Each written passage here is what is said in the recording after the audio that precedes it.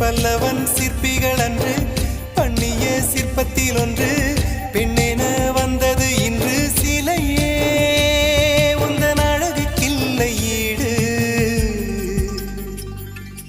என்ன விலை அழகே சொன்ன விலைக்கு வாங்க வருவேன், விலை உயிர் என்றாலும் தருவேன், இந்த அழகை கண்டு வியந்து போகிறேன்.